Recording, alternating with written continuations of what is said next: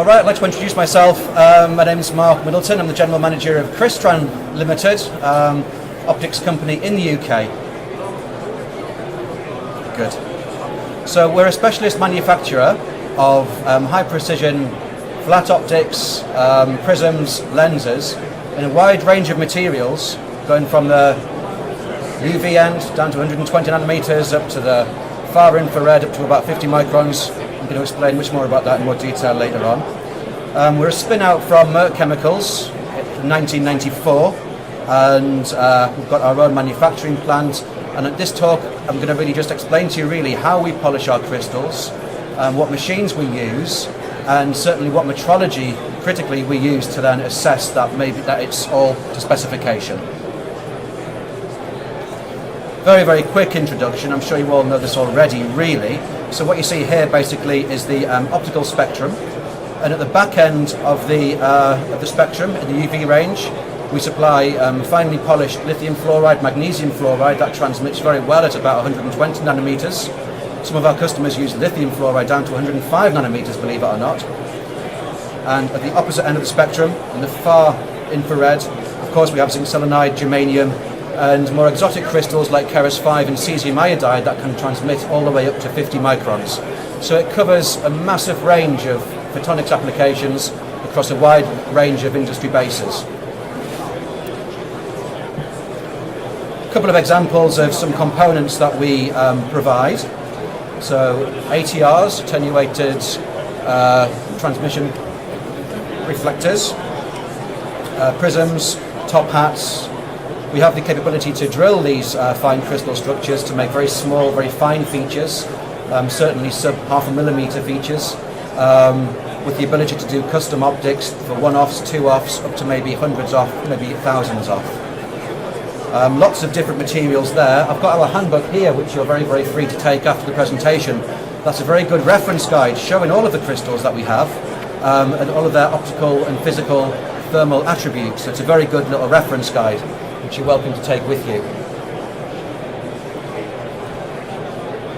So first off, at the very, very start of the process, of course, the crystals get grown. We don't grow the crystals ourselves at Crystran, but we have a very good sister company called Crystal, based in Germany, in Kiel, and they grow very high quality fluorides. The magnesium fluoride in particular is exceptional quality, large 140 millimeter ingots, about 90 millimeters deep, with just very, very few low angle grain boundaries. So we use that a lot for many, many different applications. Additionally, their calcium fluoride, they have 3 different grades of calcium fluoride. UV grade can transmit all the way down to about 140, 145 microns. And they have a Raman grade calcium fluoride as well, which is exceptionally pure, leading just to one Raman signature peak at about 320 per centimeter, which is very good for, of course, Raman spectroscopy applications, maybe a calibration piece or things like that. So yeah, Crystal, like you see here, this is a very old photograph showing some of their vacuum Stockbarger growth furnaces. It's probably twice the size of that now,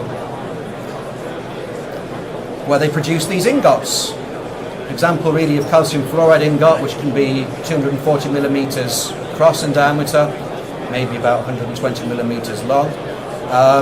We then take these ingots, we then use our bandsaws to mine out certain shapes and then form the blanks, using lots of other different equipment that I'm going to explain about in more detail over the next few slides.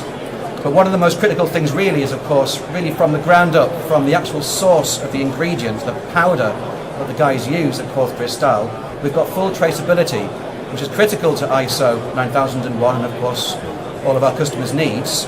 Full traceability from the actual material used and where they source it from, all the way through the complete assembly, manufacture, polishing and delivery for all of our products.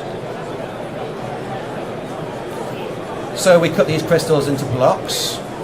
Example here really is looks like zinc selenide and maybe some zinc sulfide we have there, where we've used offcuts from maybe different jobs, really, so we're making full use of all of the material that we have and all of the leftovers that we have to give our customers the best possible price, making sure there's as little waste as possible. even things down to maybe 10mm corners of maybe a zinc selenide sheet we can stick together, again with full traceability. You can see our M number there, that's how we control things, the manufacturing batch, so we can then make very small little windows out of every little thing. So yeah, we're quite proud of our traceability and also our capability to use all of the material that we really have. Better for the environment and of course better for our customers' prices. So an example really of how we can use these offcuts. Again, I've got a picture here showing some zinc selenide where we've glued it together, waxed it together to form a block. We're now going to turn it into a cylinder. So we have a bank of cylindrical grinders which can grind these sorts of glued together rods, rectangles, blocks into a rod typically +0, -0.05 millimeters in diameter.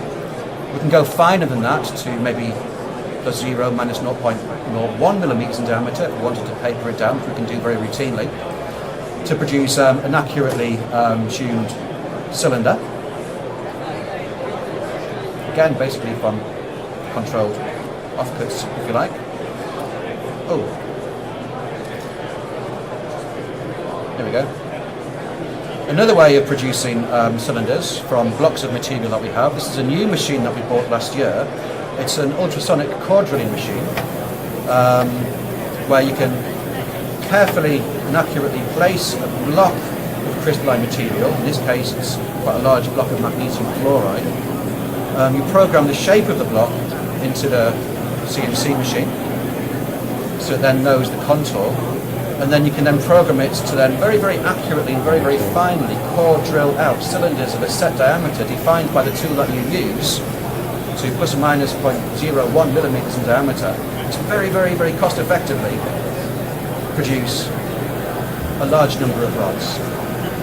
So in this case here, what we can see really is that same piece of magnesium chloride. And from that I've mined out 106 50 millimeter rods in the space of machine time, maybe about 3.5 hours. In terms of man hours, probably only about an hour's worth of setting up. Now before the middle of last year when we bought this machine, we commissioned it in, put it into production, it might take somebody about 3 days to produce that many rods by manually bandsawing out 10mm by 10mm cross-section blocks and then cylindrically grinding it to that sort of diameter, rod by rod by rod. So it's a very, very automated way of doing it, which is extremely efficient. Also, of course, we haven't got to use a core drill in this. We can very, very finely slot and drill and feature lots of different sorts of crystals and different shapes as customs. So that shows all of the 106 rods that we've managed to mine out just in 3 hours from a block of magnesium chloride. So after that, we've got all of these rods, we turn them into windows, and again, very efficiently, we can wax them onto a ceramic block, and here we go. Over the space of maybe about 4 hours, we can leave the machine to it.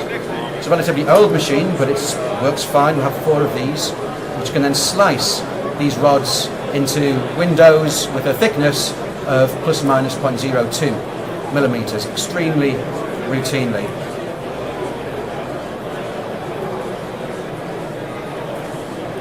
So here's an example of, all of the windows that have been produced just in probably what totals about 5 hours worth of processing time from raw ingot. We do sell quite a lot of these things. In this case here, this example is our magnesium fluoride windows, 6mm in diameter, pre-polish about 1mm thick. We polish them down later on to about maybe 0.7 millimeters thick.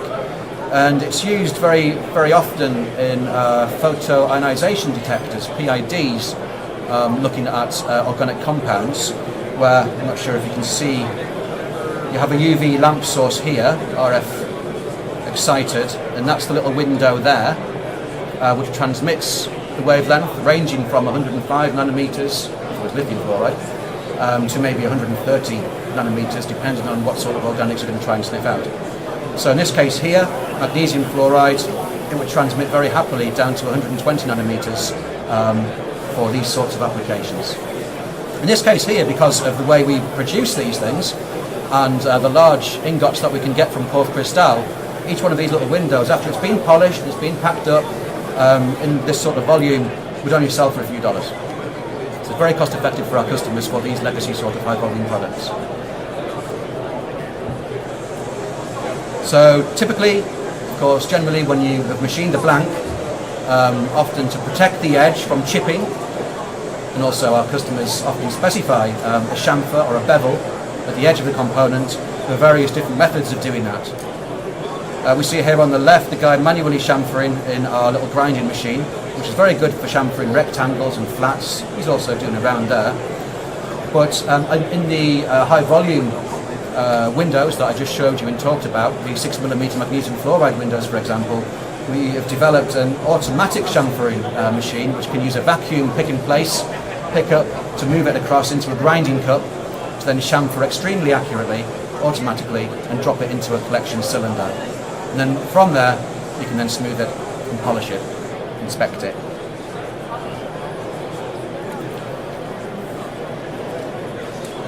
We've seen a migration really over the past 12 months, various different ways of polishing these crystals I'm going to talk about now. We have seen a larger migration towards a double-sided process where you can polish windows very accurately with exceptional parallelism, Etalon specification better than 5 arc seconds. That's the parallelism from the front surface to the back surface. In high volume you can load up these carriers and across our polishing pads with a diamond slurry that we can use, we can very rapidly smooth it down and polish it to a fine sort of specification. And these specifications we're going to talk about later on in terms of flatness and scratch dig against the mil spec, against the ISO spec, and lots of common parameters that you may have come across. I'm going to explain a little bit in more detail later on. So typically the sort of flatness we can get, this is the form deviation from a perfect plane on each surface. With this sort of setup, actually we can do better than this now. We can do about lambda by 4 over typically a 90% clear aperture. We have to carefully control roll-off, which is how the surface form deviates from the perfect plane towards the very last maybe 0.5 millimetre or 1 millimetre from the edge. And we've got our techniques for managing that and to improve that. So now routinely we can get better than lambda over 4 without really any additional effort from the automated processes that we've developed at Crystran over the years. We've got a bunch of these machines, ranging from machines which possibly could be 10, 15 years old using cast iron plates, to more modern double-sided machines that use water-cooled plates, which really help us a lot because having a water-cooled plate now opens up a whole scope of new polishing slurries we can use. Some polishing slurries can lead to a lot of heat build-up, which if we're not careful using our cast iron plates, even though it's a very good thermal conductor, it can generate so much heat. The adhesive layer gluing the polishing pad onto the cast iron plate can actually come off. So now with our water-cooled machines it prevents that.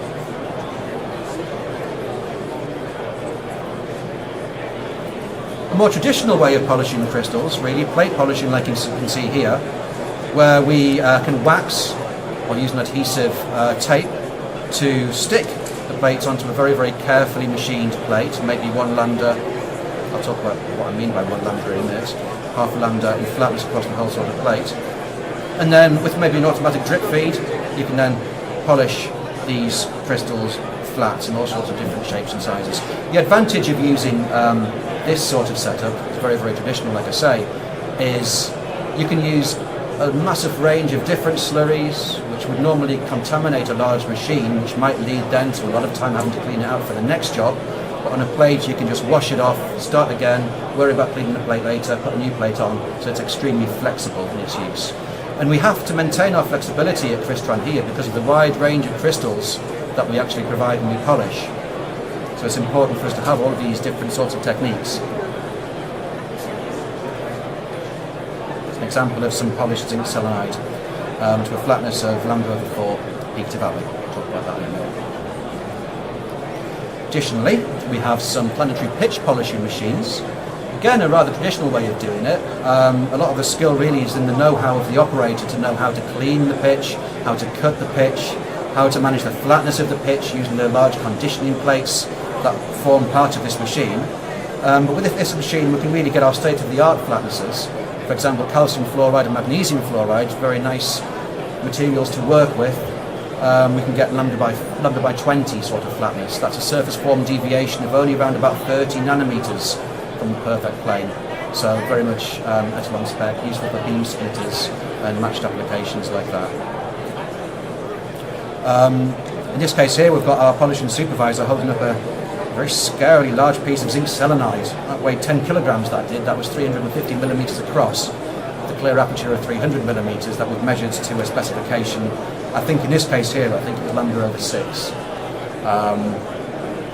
Zinc selenide, if you know, is a relatively soft material, very, very easy to scratch and rather difficult to work with. So we're very proud of that particular piece for some of our customers. There are other methods of polishing that we've looked into, and we've tried deterministic polishing, where you can inject the interferogram from your metrology. Maybe if you've plate polished a component down to lambda over 2 specification, to flatness of about maybe 0.3 of a micron, then you can take it further and then locally polish out the high spots from the component to then go down to lambda over 10, lambda over 15. So that works for some of our crystals, but not all of them. Okay, so spoke a little bit about how we manufacture the blank with our band saws, our ultrasonic CNC core drilling machines, our annular grinders, and our cylindrical grinders. How we chamfer it, how we polish it using the double-sided polishing technique, how we can plate polish, how we can use our planetary pitch polishers, and now we're going to talk a little bit about how we measure the flatness or the surface form deviation and the surface finish and the cosmetic quality of crystals that we produce, to be sure that we can actually meet the customer specifications from their drawings or whatever they give us. So there are 3 main parameters, typically, where we're looking at material specification, making sure it's the right material. It does actually transmit where our customers want to use these windows or these lenses or these prisms. Need to make sure dimensionally it's fit for specification, it conforms to their tolerances, plus minus 0.05 of a millimeter, for example. And of course the optical form and finish specifications, which is critical really across the clear aperture to make sure that any sort of surface errors, wavefront errors, are carefully managed and again within specification of what our customers need for their optical train. So at Crystran we've got some Perkin-Elmer spectrophotometers. One of them can start at about 180 nanometers and it goes through to 1 micron. That's looking at the transmission profile through our windows. And the other one goes from 1 micron up to about 22 microns for our infrared materials. Our sister company, Crystalline, of course, where we buy our magnesium fluoride from, they've also got a VUV spectrophotometer that can measure down to 120 nanometers. In addition, we've got our own home-built discrete photometer, which can measure exactly the Lyman alpha line, 121.6 nanometers for some, again, medical and instrumentation applications. And in our handbook as well, of course, the spectral profile, transmission profile for all of these crystals are finely detailed in that. So looking at the dimensional measurements, the outer measurements, or whether it's drilled or featured or slotted, we can assess these very, very accurately and very, very easily and fast, and automatically in the case of some volume measurements, using our vision systems, sub-micron resolution with the zoom function, where we can import the customer's CAD drawing to then automatically do a comparison and an error deviation against that. And that will then give out a direct red or green pass or fail for each optic on a palette type system. We have a bank of autocollimators which can measure prism angle down to about maybe a couple of arc seconds. Very useful for beam splitters, etalons, things like that. Looking a bit closer at the surface form metrology, we've got a bank of interferometers, typically Fresnel interferometers, and I've got a schematic up here which shows the laser, the helium neon laser, so that's 632.8 nanometers, gets expanded and collimated onto a beam splitter. Light then goes through the Fizeau reflector, which is a lambda by 20 glass reflector, transmits through that, hits the sample, the first phase of the sample, comes back, interferes with the reflection from the transmission flat, and then you get the interferogram on the camera itself. The optic itself that you're measuring the surface form deviation of is on a piezo drive, enabling the instrument to measure down to lambda over 20, maybe even a bit better than that in some cases.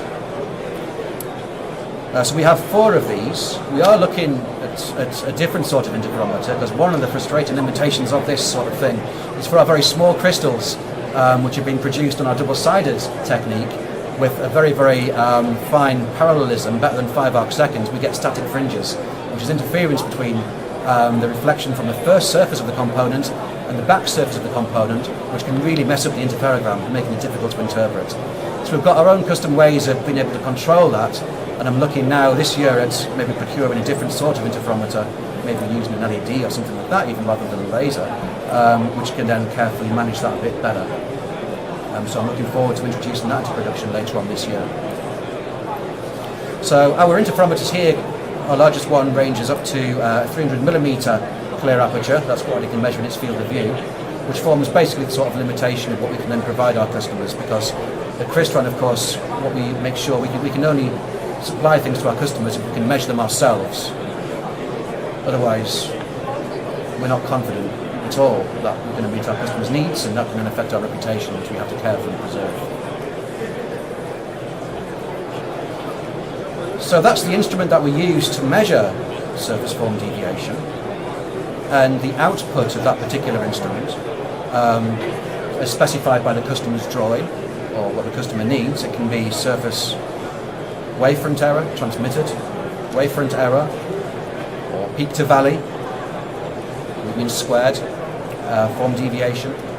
Sometimes the customer might just specify flatness, in which case then it's the form deviation that includes both the power and the irregularity combined, so it's a linear fit where you form and remove the best fit plane from the actual surface, and then you're looking at the sag deviation in PV, peak to valley, from the best fit plane.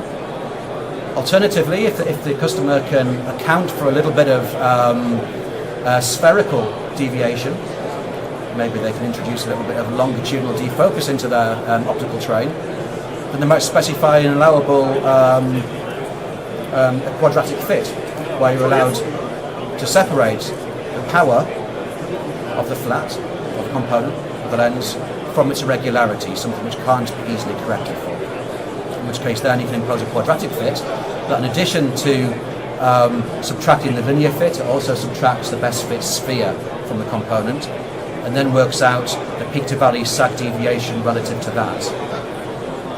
And these instruments do that automatically. You've just got to make sure you select the right drop-down box. But it's important to know what to select and when to select it. And again, the output of this surface form deviation, it can be assessed in waves, in lambda, or in fringes, where one fringe is lambda over 2, half a wave at 633 nanometers, or just in microns. That's showing a typical interferogram for what we get in this case here. If you see it, looks like a PV of 0.09, so that's about lambda over 10, which is typical for what we would routinely achieve without imposing additional effort into what we'd get from our planetary pitch polishers on calcium fluoride or magnesium fluoride from our pitch polishing machines.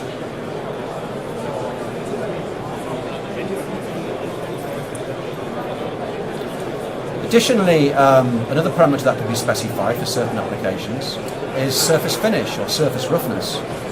So we have a roughness interferometer that we bought from Taylor Hobson, I think in 2004 or 2005. It's their CCI instrument, if you're familiar with that, coherence correlation interferometer, with a resolution of 0.1 angstroms, 0.01 nanometers.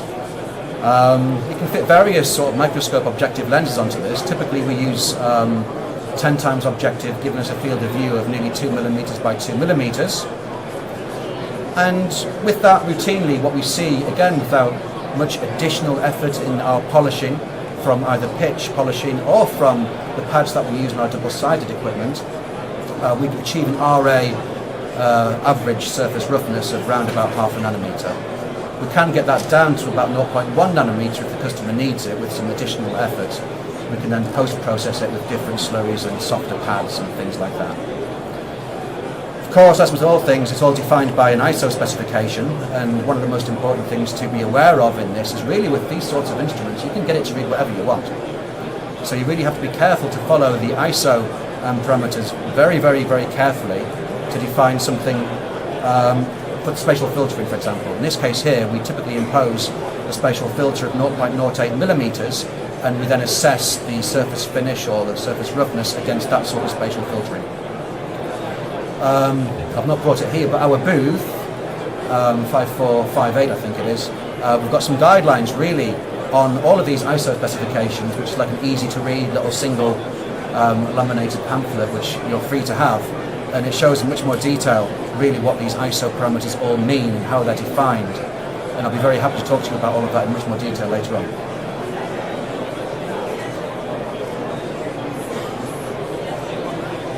So surface quality and cosmetic finish, this is a bit of a bugbear of mine to be quite honest. So you may have come across the term scratch dig, which is often assessed against the very old, I think 1944 or something like that, mill specification, 13830B. And typically what manufacturers would do, they would buy a set of cosmetic standards. In this case here, we've been using a set since 2010 of Davidson Optronics 667 mill specification comparator plates, and they would have an example of what a typical scratch would be against this mill spec. Now the scratch against this mill spec is defined from the visibility of scattered light from a particular scratch. It's not really a measurement of scratch dimension for the mill spec, it is for the ISO spec, so it's extremely, extremely subjective. Typically, it's defined as a range of between 10.5 for laser quality, high power lasers, or if you're imaging and the optics in the imaging plane, you don't want many scratches or many digs in there, so 10.5 is going to be quite an exacting standard to achieve on a polish, up to something which is very routine, 60-40 or 80-50, where the 80 in this case here is defining the subjective amount of scattered light relative to one of these cosmetic standards of a scratch defect, and the 50 is the size, the physical size of a dig. In this case 50 is half a millimeter across, which might sound relatively easy to qualify, but in practice it's very, very difficult, because additionally when you read these sorts of standards you've got the accumulation rules to worry about. So you might have a number of small little scratches across maybe a relatively large optic, and the inspector is then coming along and he's trying to assess it and qualify it against his comparator plates, and he's in a little dark booth with maybe 40 watt incandescent light source as defined by the mill specification, or differently it's against the ISO specification. And he's then in his head trying to assess not only the magnitude of scattered light, the visibility of scattered light from these surface imperfections, but also if you can join them up into his head using just his eyesight, really if you have scratches or a number of scratches that are allowable, if you add them all up in length, do they exceed possibly a quarter of the diameter or the dimension of the optic, in which case then, given the accumulation rules defined by these sorts of standards, it would be a fail. And that's something which is extremely, extremely subjective, and if it's a Monday morning and you guys had a bit of a heavy Sunday, or who knows, maybe you still half asleep, it's really, really, really, really difficult to be sure, yeah, he's done the right thing. And it is a nightmare. Similarly again with the digs, fine, okay, it's a dimensional standard in the case of a dig, but you can only have so many digs, even if it's below that, and trying to assess that can be really, really difficult. So what I did, when I've been at Crystran for about 3.5 years now, nearly 3.5 years, and one of the first things I did was I worked for an old company, after working at Taylor Hobson for a while. There's a company near where I live called Redlux, and I said to these guys, they're a bunch of clever PhD students from Southampton University, and I said to these guys, look, scratch dig is a nightmare. And there are some systems out there that can judge the size or magnitude, visibility of scattered light of a particular scratch or a dig, but none of these systems can adequately, properly assess the cosmetic standard of a large optic, given all of the accumulation rules. So I set these guys the challenge of developing a system based on a dark field scattering technique. They went away, I paid them a little bit of money to develop it, And they've come along with this, what they've now branded their Octalux scratch dig system, and they're now doing very well in the marketplace, I'm very pleased to say. So it's nice I've been able to help them out. It's a startup company and some old friends of mine, and it's helped us out now, because now our inspectors and our engineers can now properly, finally, qualify the cosmetic standard, objectively, of all of our optics up to 300 millimeters across. So what you can sort of see here in the video, okay, it's just finished now, is a 5mm by 5mm field of view, step and repeat. It's about one snapshot a second across the whole of the optic, which then draws the whole map of all of the imperfections on that optic, joins up all of the scratches, and assesses it very objectively against the scratch dig. So now when we say to our customers, yeah, it's a 40-20 or it's a 10-5, we know it is a 40-20 or a 10-5, calibrated against our Davidson Optronics 667 comparator standards. So yeah, pleased about that, finally. It also means as well that our engineers and our polishers can now properly fine-tune their eyes, because when you've got these different crystals, it's fine if you're used to calibrating or inspecting glass or something which is transparent. But if now you're also then, a few hours later after polishing some glass or some calcium fluoride or some magnesium fluoride, now you're polishing zinc selenide maybe, or even silicon or germanium, the magnitude of scatter, the visibility of that scratch looks different to the eyeball. So it's virtually impossible to define really what you're looking at against these standards when you're looking at just a glass comparator plate.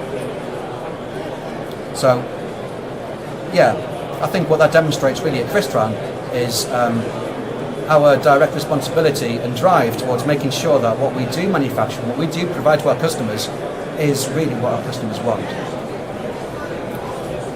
Getting towards the end of my little talk now, so thanks very much for staying with me. Popular materials and applications. So calcium fluoride by far is our most popular material. It's a lovely material to work with. Again, we get it from Crystalline, a lot of it. Large ingots, very, very good quality ingots with a Raman capability. And probably maybe a half to a third of what we sell is really in calcium fluoride in these various different grades.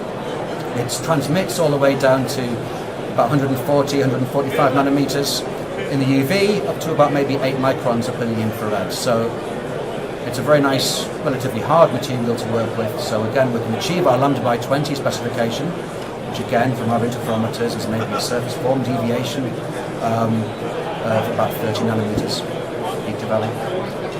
It's inexpensive rather, and yeah, useful across the board of many different industrial applications. Zinc selenide, a material which I'm sure you've come across. Relatively difficult to work with given its softness and how easy it is to then scratch these things, but then if we scratch it, we can measure that sort of scratch now, and okay, we can repolish it, we'll be more careful next time. But you've seen the large piece of zinc selenide that our polishing supervisor held up there, 350 millimeters across, lambda by 6 flatness with a surface form, a cosmetic finish of I think 60-40 in that particular case. Quite proud of that. Done some prisms of zinc selenide of a similar sort of size as well for different applications. Germanium, nice and hard and durable. It's got a high refractive index of 4 for germanium, which makes it suitable for a diamond-like coating, DLC, which again is very, very hard on it and a good index match to it. So popular for defence applications, infrared thermal imaging applications. Barium fluoride, barium fluoride. Got to be careful barium fluoride because it loves to cleave. So when it comes to us then having to polish it and wax it onto maybe a substrate or a plate, we've got to make sure the oven is at room temperature before we put it in. The amount of times I've told our polishers, room temperature, and then build it up slowly, otherwise it can cleave. Advantage of barium fluoride is that it has got a larger transmission range than calcium fluoride into the infrared. I think it goes to about, I can't remember now, maybe 12 microns. I'll open my book later on, see if that's right. And again, we've got the ability with our CNC drillers, ultrasonic core drillers and things, to put fine features, drill slots, holes, different shapes into these crystals very accurately and very carefully. Keras 5 is a more exotic material, which transmits all the way up to about 40 microns. It's got a very, very, very stable, very, very flat transmission line, all the way from about 650 nanometers. Well, you can see it's red, so it just about transmits in a red.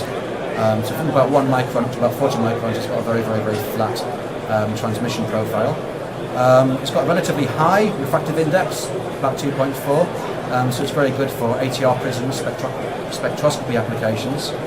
And finally, like I mentioned, we do use a lot of magnesium fluoride, especially for these photoionization detectors, many other applications. So, last slide, finally. So we're a UK provider, manufacturer of specialised optics, ranging from high transmission in the ultraviolet, DPV, all the way up to the far infrared, prisms, flats, lenses, spherical lenses. We don't do A-spheres. But our focus really is on really delivering to our customer exactly what they need with the metrology that we have and that we've really helped develop to influence the whole of the marketplace is what I'm hoping, because practically it has been driving me mad. Plus also really our focus on giving value for money, in the sense that are the materials we use, we make sure we use all of our offcuts as much as we possibly can, using the equipment that we have in our manufacturing space at Poole in the UK. So that's it. Thanks very much for sitting there and listening to my talk. I'm at booth 5458, which is at the other side of the hall. It's a bit of a walk, but please feel free to ask any questions and grab one of these little handbooks, which is a very good reference guide for all of these different optical materials.